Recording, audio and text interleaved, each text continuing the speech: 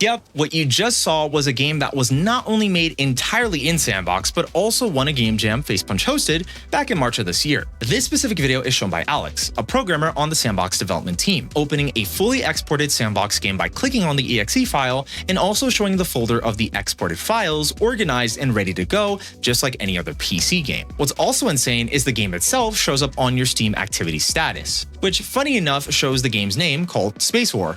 This is obviously a placeholder name, but we see that the system fully works and is functional with additional features, including allowing you to open your Steam overlay, just like any other game on Steam. In January of this year, Gary published a blog post where he talked about the new scene system that was created to familiarize users who already knew how to create. Future Iridium here, just wanting to correct myself. What I meant to say was the entity system. This specific system was remade again in Sandbox to replicate the same sort of workflow that many people, including developers and modders, had known from Source 1 to then transfer over to Sandbox. Instead, Gary opted out of this system as between him and his team working on Sandbox could properly exploit the Source 2 engine to their own needs. This turned out to creating a new system which heavily resembles the Unity game engine.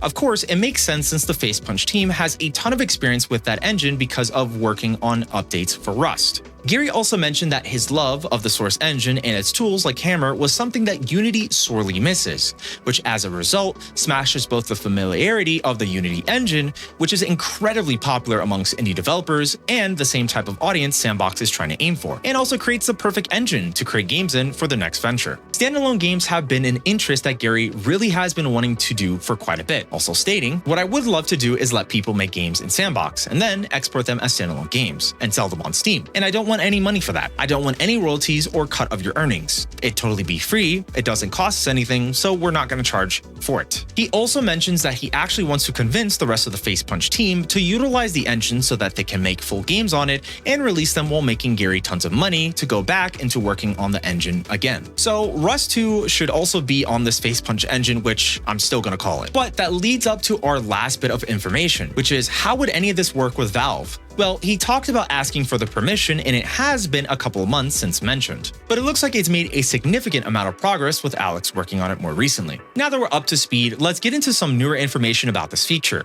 To note, majority of this information is public and found in the Sandbox Discord. With this new info, the game exporting requires a Steam app ID since it uses Steamworks to run. This would also be the same system used for the game's multiplayer system. There aren't any whitelist restrictions on exporting games compared to just uploading a game on the Sandbox website, previously known as Acid.Party, which was Facepunch's proprietary Steam Workshop clone for the game. Oddly enough, exported games have access to other features that a regular Sandbox game currently doesn't have.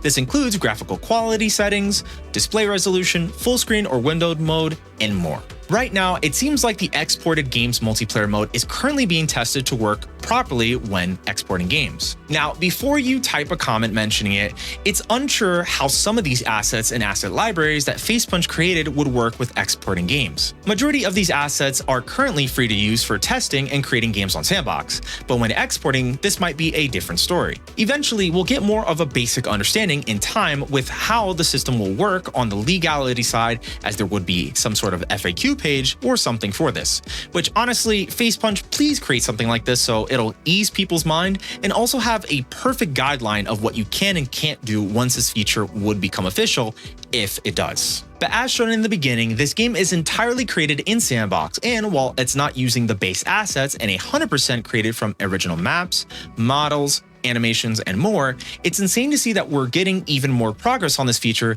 as it's still on the table. Speaking about seeing what will happen, I made a video talking about Sandbox and its early access. Subscribe to keep up to date, and thanks for watching.